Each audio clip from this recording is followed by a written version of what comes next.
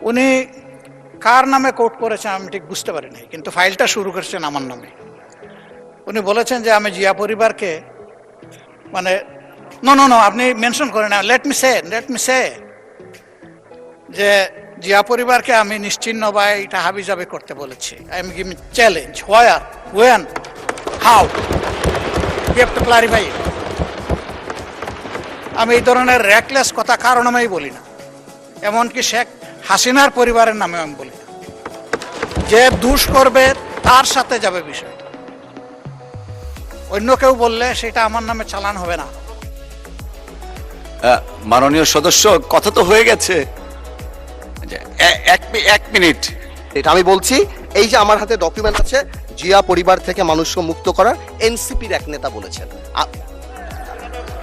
আমি তো ওনার দাঁড়ান, এত উত্তেজিত হেন না, মাননীয় স্পিকার, আমি বলছি এখনো মাননীয় সদস্য বৃন্দ, নিজেই বলছি, মাননীয় সদস্য আমি বৃন্দ, বলছি যেটা তার কথা, আমি ওনার কথা বলি না। মিস্টার আন্দালিব রহমান, এখানে একটা misunderstanding হয়েছে।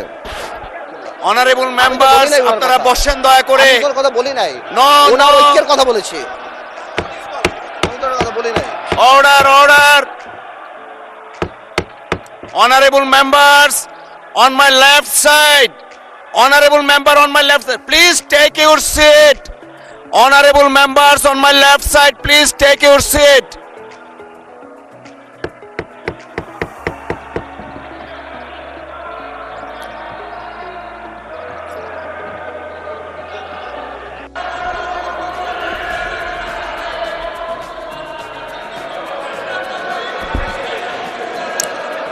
Everyone please take your seat. Honorable বিরোধী দলের নেতা, আপনি বসুন দয়া করে, আপনি বসুন প্লিজ, দয়া করে বসুন আপনি। Please allow the speaker to speak. Please allow the speaker to speak. Honorable বিরোধী দলের নেতা, আপনি বসুন দয়া করে,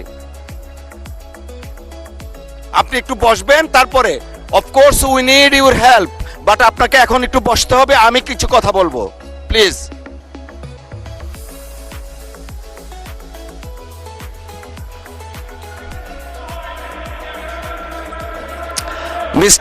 মিস্টার আবিদিন, প্লিজ আপনি বসেন। মাননীয় সদস্য, আপনি বসেন। লিডার অফ দ্য হাউস আছেন, honourable leader of the house as well as opposition leader. একজন মাননীয় সদস্য বক্তব্য রাখছেন, you may like it or dislike it, but you have no rights to oppose him standing way.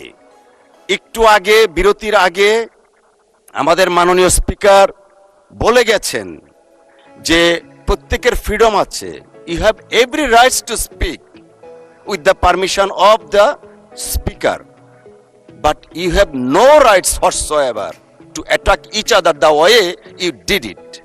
It is very much unfortunate. জাতি 24-এর মহান গণ অভ্যুত্থানের কথা আমরা বারবার বলি, চেতনার কথা বলি, এই চেতনা তো জাতি দেখতে চায় না। প্লিজ মাননীয় সদস্য, আপনি আপনার বক্তব্য 1 মিনিটের মধ্যে শেষ করবেন, তারপর বিরোধী দলের নেতা কি বলতে চাচ্ছেন আমরা সেটা শুনবো প্লিজ। মানে স্পিকার, আপনাকে ধন্যবাদ। মানে স্পিকার, আমি হয়তো আমরা তো এখানে 1 বছরের জন্য আসি নাই, অনেক সময়ের জন্য আসছি, আমরা একসাথে রাজনীতি করি।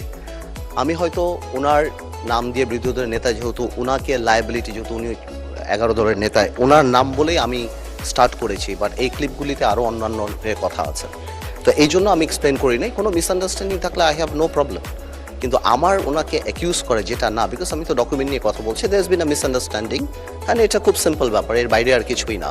আমার ওনাকে এখানে অ্যাকিউজ করার, আজকে ডিজিটালাইজেশনের সময় এটা সম্ভব না। আমি যদি মিথ্যা কিছু বলি তাহলে এটা নর্মালি বের হয়ে যাবে, আর আমার এখানে অনেক কিছু বলার আছে যেটা আমি আগামীতে বলবো।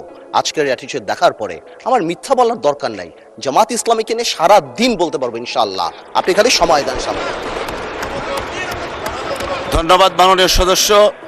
মাননীয় বিরোধী দলের নেতা,